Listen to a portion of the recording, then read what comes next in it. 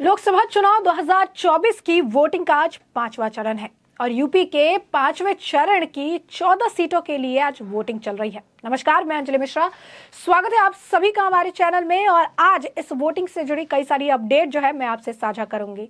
तो उत्तर प्रदेश की हम बात कर लेते हैं। उत्तर प्रदेश की 14 सीटों के लिए वोटिंग चल रही है और ऐसे में आपको बता दें कि राहुल गांधी और सारी चीजें जो है, बहुत सारे बड़े नेताओं के भाग्य का फैसला आज होने वाला है, चाहे वो स्मृति ईरानी हो, राहुल गांधी हो, राजनाथ सिंह हो, कई सारे बड़े केंद्रीय मंत्री, दिग्गज नेता, बीजेपी की तरफ से भी, कांग्रेस की तरफ से भी, बीएसपी की तरफ से भी, अगर आप कहेंगे कि इस वक्त मैदान में है। सुबह जो है 7 बजे से वोटिंग चालू हो गई थी और सुबह 9 बजे तक 10.88% मतदान हुआ था, जो सुबह 10 बजे बढ़कर 12.89% तक पहुंच गया। यहाँ बीजेपी ने आपको बता दें कि ओपी श्रीवास्तव को भी मैदान में उतारा है।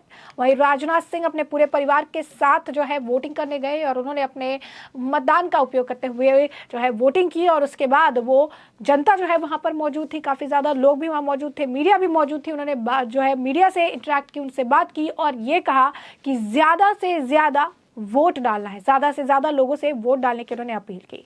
राजनाथ सिंह ने कहा कि लखनऊ के साथ देश के सभी मतदाताओं से अपील करना चाहता हूं, मतदान के दिन पूरे परिवार के साथ मतदान करें, यही हमारी सबसे अपील है। फैसला अब जनता के हाथों में है। एनडीए का लक्ष्य 400 पार का है। और क्या कुछ जो है राजनाथ सिंह इस दौरान कहते नजर आए, एक बार आप खुद सुन लीजिए। राजनाथ जी हाथ दिखा दीजिए, थोड़ा नीचे कर लीजिए।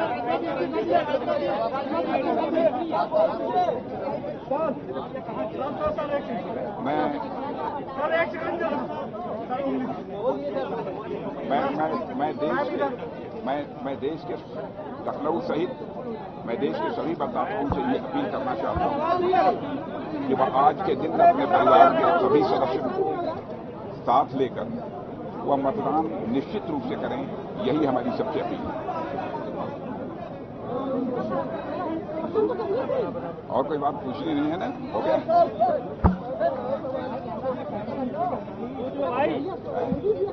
अब तो कुछ नहीं पूछना है ना? ठीक है। क्या उम्मीद है बीजेपी को? चरण है, क्या उम्मीद है बीजेपी को? कैसा जा रहा है? अब देखिए, फैसला तो जनता के हाथों में है, लेकिन हम लोगों का एनडीए का संकल्प 400 प्लस का है। नहीं, सीटों के बारे में कोई प्रेडिक्ट मैं नहीं करना चाहूंगा इस समय। सर, हम लोग की फोटो नहीं बन पाई, प्लीज थोड़ा हो जाओ भाई, हो जाओ, लगा दो भाई। जैसा कि आपने सुना, राजनाथ सिंह जो है वोट करने की जनता से, आम जनता से अपील कर रही है कि ज्यादा से ज्यादा जो है आप वोट करिए, ज्यादा से ज्यादा जो है इस वक्त अपने मताधिकार का जो है पूरी तरीके से उपयोग करिए। आपको बता दें कि उत्तर प्रदेश के मुख्यमंत्री योगी आदित्यनाथ ने पहले ही आज को लेकर पोस्ट डाला था, जहां पर उन्होंने लिखा था, सम्मानित मतदाता बंधुओं, लोकसभा चुनाव का कल 5वां चरण है। मेरी अपील है कि आप सभी मतदान अवश्य करें।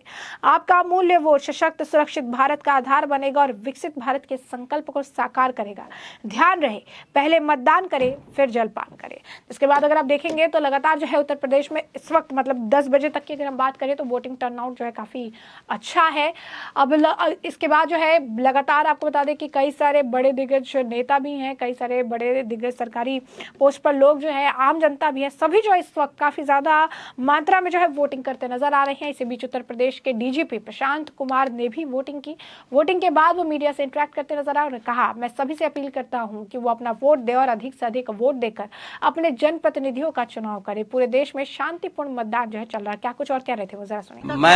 मैं सबसे अपील करूंगा कि इस लोकतंत्र के महापर्व में अपना वोट अवश्य दें और अधिक से अधिक संख्या में वोट देके अपने जनप्रतिनिधियों का सिलेक्शन करें। ये गोपनीय मतदान है और सभी पूरे प्रदेश में शांतिपूर्ण मतदान चल रहा है। तो सर, अभी तक क्या हाल है कि कहीं पे कोई किसी तरीके की कोई घटना या कुछ? प्रदेश के 14 लोकसभा क्षेत्रों में, जो कि 21 जनपदों में फैले हैं, शांतिपूर्ण मतदान चल रहा है। तो सिर्फ आपको बता दें कि यही नहीं, क्या आपको बता दें कि कैसरगंज सांसद ब्रजभूषण शरण सिंह ने वोट डाला है। उन्होंने कहा कि बड़े अंतर से जीत का दावा किया। करण भूषण शरण सिंह को मिलेगा 70% वोट, एक तरफा होगी जीत, ऐसा उनका कहना है। अब देखिए भैया, इस बार तो कैसरगंज की जनता उनको डबल वोटों से जिता रही है।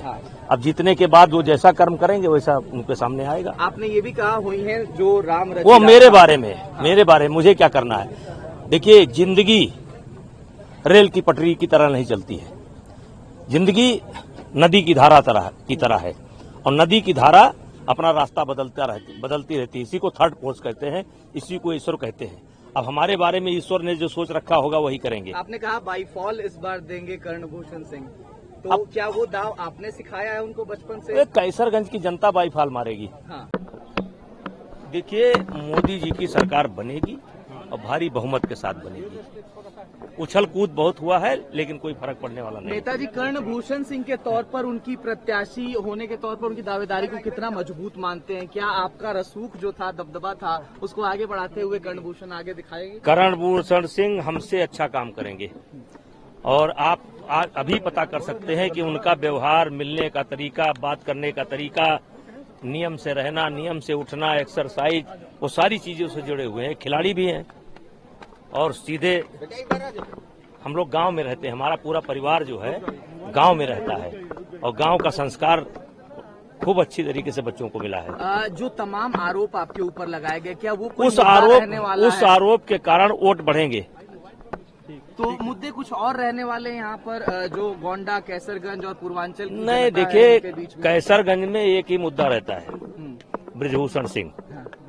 और जो आरोप लगाए हैं इन लोगों ने, उसके कारण कैसरगंज लोकसभा में वोट बढ़ने वाले हैं। नेताजी, जिस तरीके से आपके बेटे पहली बार चुनावी दंगल में उतरे हैं, तो कौन सा चुनावी पैतरा आपने सिखाया है कि जिससे जीत हो सकती है? बाई फाल मारेंगे और क्या है, बाई फाल। तो मतलब क्लीन स्वीप की तैयारी? बाई फाल चित। विपक्ष को आप किस तरह से देख रहे हैं? वोटिंग का निशान। हाँ, ये वोटिंग। नेताजी, 400 पार का जो नारा नरेंद्र मोदी जी ने दिया है, क्या लगता है वो सार्थक होता हुआ? बहुत जबरदस्त तरीके से सरकार बन रही है। डिम्पल यादव यहाँ आई हुई थी, उनका ये कहना है कि जो 400 पार का नारा लगा रहे हैं, जिस तरीके से यूपी की 80 सीट जिताओ और संविधान बचाओ, यानी कह रही है कि संविधान खतरे में। आप इसको किस तरह से देख रहे हैं? देखिए, वो अपनी पार्टी की नेता हैं, पूर्व मुख्यमंत्री की पत्नी हैं, अपनी बात रखने का उन्हें हक है। वहीं आपको बता दें कि अमेठी में मतदान शुरू हो गया और सुबह 7 बजे से मतदाता अपने मतदान केंद्रों पर जाकर मतदान कर रहे थे और मतदान को लेकर युवाओं और बुजुर्गों में खासा उत्साह देख रहे हैं। अमेठी लोकसभा के सभी बूथों पर मतदाता की लाइन जो है काफी ज्यादा लंबी देखने के लिए मिली। बारी बारी का वो अपना इंतजार कर रहे थे। सभी मतदान केंद्रों पर सुरक्षा के कड़े इंतजाम भी किए गए थे। ऐसे में अमेठी में आपको बता दें कि 17,93,000 मतदाता अपने मताधिकार का प्रयोग करेंगे और भाजपा की प्रत्याशी स्मृति ईरानी मेदन मवई गांव के लीला टिकरा प्राथमिक विद्यालय के बूथ संख्या 347 पर उन्होंने जो है अपने मतदान का उपयोग किया और उन्होंने अपनी जो है वोटिंग कास्ट करने के बाद वो जो है आम जनता के लिए मैसेज देती नजर आई। क्या कुछ कह रही हैं इस दौरान स्मृति ईरानी जी भी, जरा सुनिए। मैं आज सभी भारतीयों से, हिंदुस्तानियों से निवेदन करती हूं कि आप शीघ्र अपने मतदान केंद्र पर जाकर इस उत्सव में सहभागी बने। भारत और भारत के भविष्य के प्रति ये हमारी जिम्मेदारी है, इसका निर्वहन करें। मैं पुनः कहती हूँ, ये मेरा सौभाग्य है कि आज गौरीगंज में विकसित भारत के संकल्प के साथ गरीब कल्याण एवं महिला शक्ति को समर्पित एक नेता को, एक राष्ट्र सेवक को मैंने अपना मत दिया। अभिलाषी हूँ कि जनता उनको अपना स्नेह और आशीर्वाद निरंतर देती रहे। तो जैसा कि आपने सुना, यहाँ पे स्मृति ईरानी जी भी जो है अपनी बात रख रही हैं, अपनी बातें जो है कह रही हैं और ज़्यादा से ज़्यादा लोगों को जो है वोट डालने की अपील कर रही हैं। वो कह भी रही हैं कि मेरा सौभाग्य है कि आज मैं अपने ही जो है विलेज, अपने ही गांव जो है गौरीगंज से बहुत सारे जो है विकसित भारत के संकल्प को लेकर आखिरकार मैंने अपना वोट कास्ट किया है और मैं लोगों से भी अपील करती हूँ कि जनता सामने आए, ज़्यादा से ज़्यादा जो है मताधिकार का अपना पालन करे और मतदान करे और भारत के भविष्य के लिए अपना योगदान ज़रूर दे। तो आपको बता दें कि हॉट सीट है अमेठी। अमेठी को लेकर काफ़ी खींचतान हुई थी। राहुल गांधी भी अमेठी छोड़कर भाग गए, रायबरेली से चुनाव लड़ रहे थे। अगर रायबरेली की बात जब होती है तो रायबरेली से हम आपको बता दें कि जो वहाँ से बीजेपी के प्रत्याशी हैं यानी दिनेश प्रताप सिंह, उन्होंने भी अपने मताधिकार का पालन किया और वहां पर उन्होंने अपनी वोटिंग कास्ट की। उसके बाद उन्होंने कहा कि अमेठी और रायबरेली में कमल खिल रहा है, इसमें कोई भी संशय नहीं है। राहुल गांधी जो है अपने दादी का नाम ले रही हैं, अपने पापा का नाम ले रही हैं, अपने परपापा का नाम ले रही है, परदादा का नाम ले रही हैं।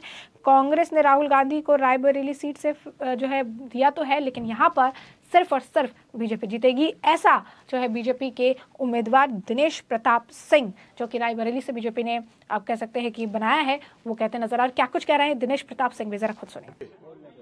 मतदान करके आए हैं और मैं समझता हूं हर किसी को मतदान करना चाहिए। अधिक से अधिक लोकतंत्र की मजबूती के लिए हर नागरिक का कर्तव्य है, धर्म है कि वो अपना मतदान करे। पहले सोनिया गांधी थी, अब उनके बेटे राहुल गांधी यहाँ पे, क्या लग रहा है इम्पैक्ट कर पाएंगे कुछ? और क्या आपको लग रहा है कि भाजपा यहाँ पे इस बार वो जो पिछली बार की जो कसर थी वो पूरी कर पाएगी, जीत हासिल करेगी? मेरे हिसाब से पिछली बार की कसर से कई गुना ज्यादा रायबरेली की जनता इस बार पूरी कर रही है और मैं समझता हूं कि यह देश मोदी जी के हाथों में सुरक्षित है। देशवासियों की गाढ़ी कमाई का पैसा मोदी जी के हाथों में सुरक्षित है। देश का डेवलपमेंट मोदी जी के हाथों में हो रहा है। तो रायबरेली की जनता हो और चाहे देशवासी, संपूर्ण लोग आज की तारीख में मोदी जी पर भरोसा करते हैं। रायबरेली की जनता भी मोदी जी पर भरोसा करती है। पहले क्या था मैं नहीं कह सकता, लेकिन आज की तारीख में रायबरेली में मैं कह सकता हूं कोई ऐसा बूथ नहीं होगा जहां कमल नहीं खिल रहा है। हम सौभाग्यशाली हैं कि देश की भारतीय जनता पार्टी के नेतृत्व ने हमको रायबरेली से अपना प्रत्याशी, अपना आशीर्वाद देकर के भेजा और मैं रायबरेली में कमल खिलाने में सफल रहा। दोपहर तक राहुल गांधी भी आ जाएंगे रायबरेली, ऐसा बताया जा रहा, खबर आ रही है। बिल्कुल, राहुल गांधी अमेठी भी आ गए थे, राहुल गांधी वायनाड भी आ गए थे और रायबरेली भी आ जाएंगे। जैसा आप कहते हैं, अमेठी से भी चले गए, वायनाड से भी चले गए और रायबरेली से भी चले जाएंगे, ये भी सत्य है। सर, रायबरेली में वायनाड के कुछ पत्थर लगे, माइलस्टोन लगे, उस पर क्या कहना चाहेंगे सर? 2000 किलोमीटर मैंने कोई पत्थर नहीं लगवाया है, जिसने लगाया वो जाने। फिलहाल यहां से लगता है कि 2000 किलोमीटर होगा, मुझे तो आइडिया नहीं। मैंने कभी इस पर सोचा भी नहीं कि रायबरेली से वायनाड कितनी दूरी, क्योंकि मुझे कभी जाना आना नहीं होता और न कभी ईश्वर करे मुझे वायनाड जाने की जरूरत पड़े। लेकिन देश का हिस्सा है, कोई जरूरत पड़ेगी तो जा भी सकता हूँ। दिनेश जी, मुद्दों की बात करें, मुद्दों की अगर बात करें तो प्रियंका गांधी कह रही है कि रायबरेली में कांग्रेस ने बहुत काम किया है, उनके परिवार ने बहुत ज्यादा यहाँ पे दिया है, तो उनको उम्मीद है कि वो यहाँ से सीट निकाल पाएंगे। आप मुझे बताएं, प्रियंका गांधी और राहुल गांधी ने रायबरेली और देश को क्या दिया है? अगर आप कह रहे हो कि उन्होंने बहुत कुछ दिया है, उन्होंने बोला, आप भी कह रहे हो कि उन्होंने कहा, ठीक बात है, आप यही मान लो उन्होंने कहा है। आप कह रहे हो कि उन्होंने ऐसा कहा है कि प्रियंका गांधी ने रायबरेली को बहुत दिया है। मुझे रायबरेली में एक सुई के नोक के बराबर प्रियंका गांधी, राहुल गांधी की सेवाएं आप बता दीजिए कि ये राहुल गांधी की सेवाएं हैं। और मैं कहता हूं मोदी जी और दिनेश सिंह की सेवाएं, एक गांव नहीं बचा जिसमें अगर मेरी सेवा का निशान 988 इस जनपद में गांव है, एक भी गांव में मेरी सेवा के निशान न हो तो हम राजनीति से संन्यास ले लेंगे। और प्रियंका गांधी कहती है मैंने काम किया है। मैं पूछता हूं, कभी भी काम किया तो अपने काम के नाम पर वोट क्यों नहीं मांगती हैं? आप तो कभी कहेंगी मेरी नाक दादी से मिलती है इसलिए मुझे वोट मिल जाए। कह देंगी कि साहब हमारे पिताजी के नाम पर वोट दे दो, कह देंगी कि हमारी दादी के नाम पर वोट दे दो। मैं पूछ रहा हूं, दादा के नाम पर क्यों नहीं वोट मांग लेते? रायबरेली के सांसद फिरोज खान थे, उनके नाम पर क्यों नहीं वोट मांग लेते? वो तो आपके सगे दादा हैं, एक भी कोई अंतर नहीं है। आज तक राहुल गांधी, प्रियंका गांधी ने रायबरेली आकर के रायबरेली के पहले सांसद कभी फिरोज गांधी का नाम लिया? आप मीडिया के लोग साक्षी हो, क्यों नहीं नाम लिया? तो जो आदमी इतना स्वार्थी हो जाए कि जिसके नाम से वोट ना मिले तो अपने दादा को छोड़ दे। तो रायबरेली मानती है, जिसने अपने दादा को दादा नहीं माना तो रायबरेली को कब मानेंगे? तो रायबरेली वासी पूरी तरह से सतर्क हैं और रायबरेली कमल खिलाने जा रही। मोदी जी के नेतृत्व में फिर से सरकार बनाएंगे और उस सरकार बनाने में रायबरेली के कमल भी उनके काम आएगा। धन्यवाद।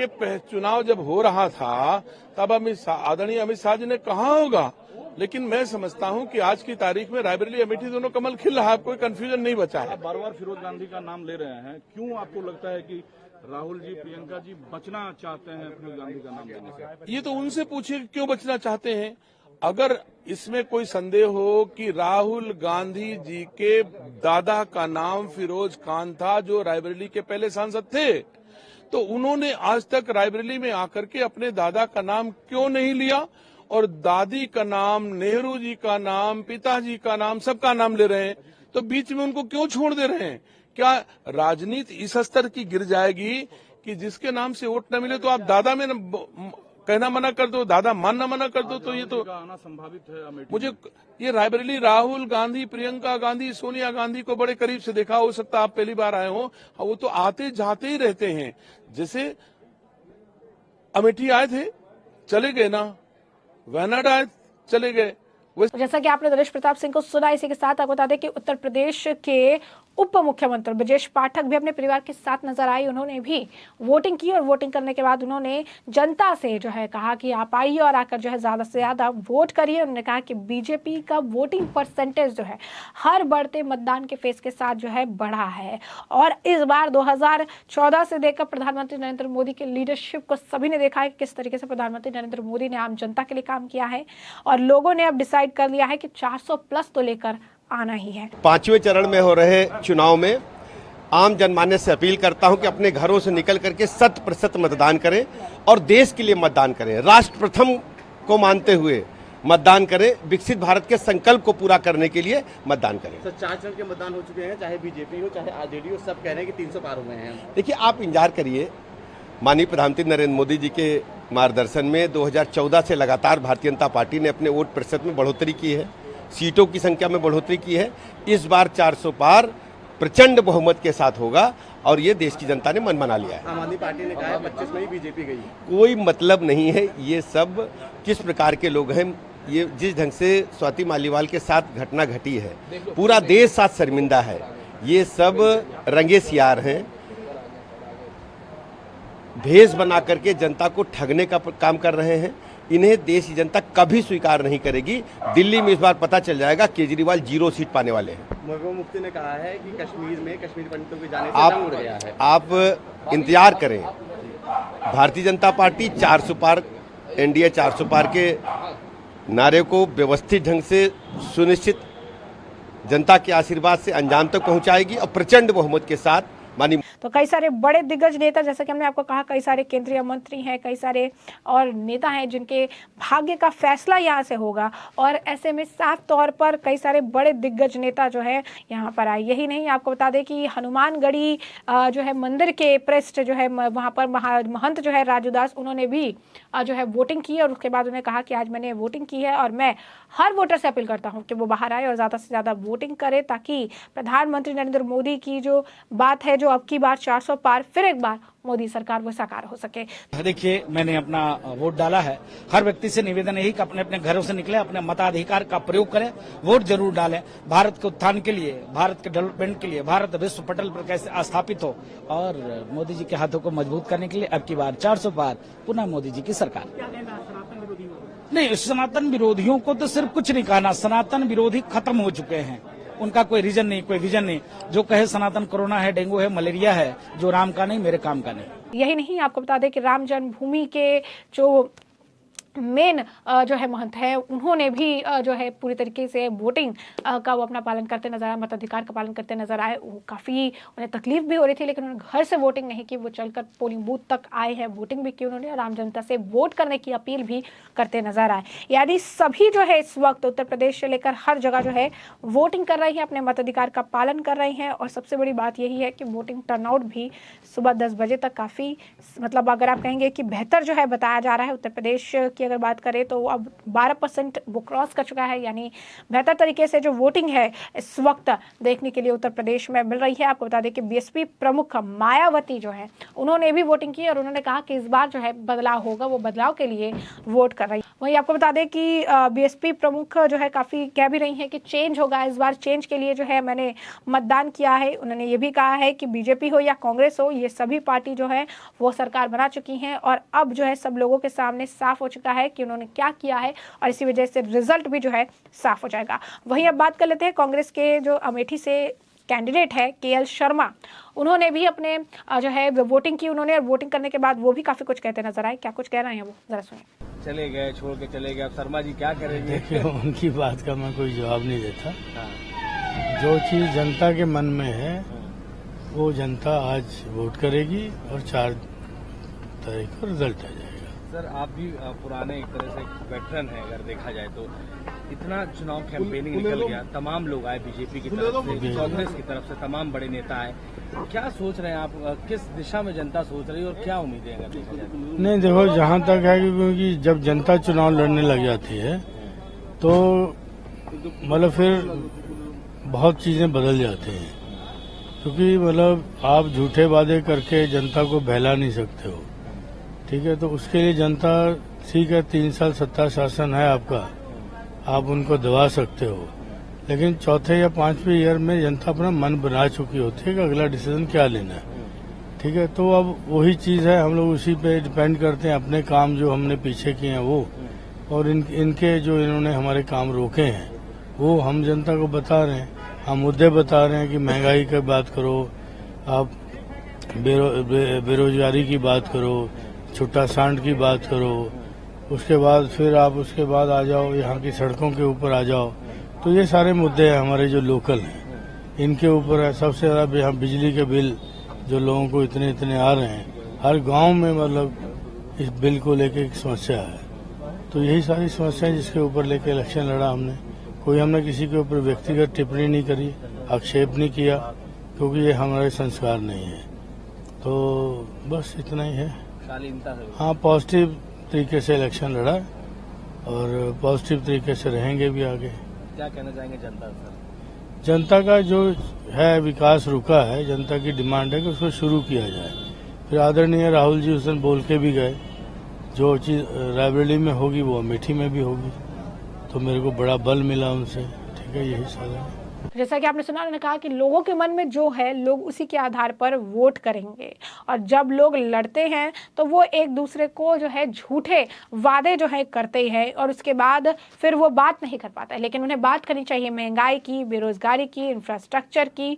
और हमने जो है पूरा चुनाव बहुत पॉजिटिवली जो है काम किया है, और मुझे पता है कि राहुल गांधी ने कहा है कि जैसा यहाँ का रिजल्ट होगा, रायबरेली में भी राहुल गांधी उतना ही बेहतर जो है रिजल्ट करेंगे, ऐसा मेरा कॉन्फिडेंस है। तो ऐसी ही बात जो है वो भी कह रहे हैं। तो कहीं ना कहीं कई सारी ऐसी हॉट सीट है, जैसे अमेठी हो गई, रायबरेली हो गई, जहां पर लोगों की नजर है। राजनाथ सिंह की जो सीट है वहां पर लोगों की नजर है, क्योंकि कई सारे केंद्रीय मंत्री जो है इस वक्त मैदान में है। यही नहीं, बीजेपी के एमपी और party national spoke person Sudhanshu Trivedi ने भी अपने जो है वोटिंग उन्होंने लखनऊ में की, और क्या कुछ कह रहे थे सुधांशु त्रिवेदी भी, जरा सुनिए। मैं सिर्फ उन सभी क्षेत्रों में जहां आज मतदान है वहां सभी देश के प्रबुद्ध नागरिकों से कहूंगा कि मताधिकार का प्रयोग अवश्य करिए। मताधिकार आपका अधिकार भी है और कर्तव्य भी है। आलस्य छोड़कर, रिकॉर्ड तोड़कर मतदान करिए। विकसित भारत के लिए, सुरक्षित भारत के लिए, समृद्धशाली भारत के लिए, गौरवशाली भारत के लिए उपयुक्त जिसे समझे उसे वोट करिए। सर, तेजस्वी यादव कह रहे हैं कि आज 5वें चरण के बाद हम 300 प्लस सीटें मार्जिन पार करेंगे। देखिए, बड़ी विचित्र सी बात है जो वो कहने का प्रयास कर रहे हैं। अभी वो ये बातें करते करते तो सरकार से बाहर हो गए, और इससे पूर्व भी आप ये समझ लीजिए कि लालू प्रसाद यादव जी अपनी बेटी के चुनाव प्रचार के लिए इस परिस्थिति के बाद भी उनको आना पड़ा। मुझे लगता है कि चुनाव परिणाम बहुत दूर की बात नहीं रह गए, चंद दिनों की बात है, और उसके बाद सारी पिक्चर साफ हो जाएगी। सर, अरविंद केजरीवाल कह रहे हैं कि जेल में जवाब बोर्ड से 25 मई बीजेपी गई। इस समय तो वो बाहर हैं, जेल से बाहर हैं, तो किस चीज का जवाब किससे मांग रहे हैं? पर पहला जवाब तो ये है कि बड़े बड़े नेता उनके जेल गए, सिसोदिया जी, सत्येंद्र जैन और संजय सिंह, मगर केजरीवाल जी सड़क पे नहीं उतरे। मगर ये विभव कुमार की गिरफ्तारी पे जिस तरीके से खलबली मची हुई है, उससे तो मुझे लगता है कि कुछ राज की बात तो है। शायद विभव को देखकर उन्हें याद आ रहा हो कि बैठा हूं दिल में इतने राज छुपाए, जरा से होठ हिले तो इधर दिल डगमगाए। सर, आखिरी सवाल, प्रियंका गांधी ने अमेठी और रायबरेली को लेकर कहा है कि कुछ मतदान केंद्रों पर वोटिंग से रोका जा रहा है लोगों को। देखिए, चुनाव आयोग के सर्वाधिकार में है। जिस समय चुनाव की प्रक्रिया चल रही है, भारत का चुनाव आयोग बहुत सक्षम है, और मुझे लगता है सतर्कता के साथ सारी स्थितियों पर नियंत्रण है। इस प्रकार की बातें करना उपयुक्त नहीं है। चुनाव आयोग सारी स्थितियों का संज्ञान ले रहा है, और मुझे लगता है कि उनको ये गंभीरता से विचार करना चाहिए था कि प्रियंका जी तो चुनाव ही नहीं लड़ी। उन्होंने नारा दिया था पिछले यूपी विधानसभा चुनाव में, लड़की हूँ लड़ सकती हूँ। अब उनके लिए परिवार में नारा हो गया, लड़की हूँ इसलिए नहीं लड़ सकती हूँ, वो लड़का है इसलिए लड़ सकता है। तो जैसा कि आपने देखा, उन्होंने भी यही बात कही है, यही वो भी कह रही हैं कि ज़्यादा से ज़्यादा आप लोग आइए और ज़्यादा से ज़्यादा अपने मताधिकार का पालन करिए और विकसित भारत के संकल्प को पूरा करने के लिए ज़्यादा से ज़्यादा मतदान जो है करिए। तो ऐसे मामले में आपको जो पूरा मामला है ये बड़ा विस्तार से बताया कि पूरा मामला क्या है, किस तरीके से उत्तर प्रदेश में लगातार जो है वोटिंग स्पीड में चल रही है, वोटिंग टर्नआउट काफ़ी ज़्यादा अच्छा है और लगातार कई सारे बड़े और दिग्गज नेता समेत आम जनता वोटिंग करने के लिए लाइनों में लगी हुई है और अपने मताधिकार का पालन करती नजर आ रही है। तो ऐसे में अब इस पूरे मामले पर आपके भी जो राय हो हमें कमेंट सेक्शन में कमेंट करके जरूर साझा करिएगा। धन्यवाद। तो लोकसभा के जो 4 चरण के चुनाव हुए वो शानदार हुए और भारतीय जनता पार्टी की दृष्टि से कहें तो हम 270 से ज्यादा सीटें जीत चुके हैं। 5वें चरण का जो चुनाव होने जा रहा है इसमें मैं भारतीय जनता पार्टी के प्रति एक तरफा समर्थन देख रहा हूं। उत्तर प्रदेश की तो 14 सीटें हैं और 14 की 14 सीटें मुझे स्पष्ट दिखाई दे रहा है, उसमें रायबरेली भी शामिल है। श्री राहुल गांधी जी वहां चुनाव हार रहे, दिनेश प्रताप सिंह जी कमल के फूल पर वहां चुनाव जीत रहे। लेकिन ये लोकतंत्र का महापर्व है। मैं सभी प्रदेशवासियों से, देशवासियों से यह जरूर अपील करूंगा कि लोकतंत्र की मजबूती के लिए जो बाबा साहब भीमराव अंबेडकर के संविधान ने आपको वोट डालने का अधिकार दिया है, उस अधिकार का आप प्रयोग करिए और अपने घर से निकल करके मतदान केंद्र जाइए। अपने मताधिकार का प्रयोग करके यह दिखाइए कि देश के लोकतंत्र को मजबूत बनाने के लिए हमें हर हाल में अपने मताधिकार का प्रयोग करना है। बीते हुए जो चरण हैं उसमें बहुत शानदार मतदान किया है। गर्मी बहुत है लेकिन सबसे अपील है, पहले मतदान फिर जलपान। 2024 का यह लोकसभा चुनाव ऐतिहासिक चुनाव है। भारत को तीसरी अर्थव्यवस्था बनाने का चुनाव है। भारत को आत्मनिर्भर भारत बनाने का चुनाव है। गरीबी से मुक्त और विकसित भारत बनाने के पथ पर एक लंबी छलांग लगाने का चुनाव है। और मुझे उम्मीद है कि गरीबों के हित में, किसानों के हित में, नौजवानों के हित में, महिलाओं के हित में, बड़े बुजुर्गों के हित में, देश की सुरक्षा के लिए, देश के विकास के लिए आप अपने मताधिकार का प्रयोग करने जरूर जाएं, ऐसा हाथ जोड़ करके मैं आप सबसे विनती करता हूं, अपील करता हूं।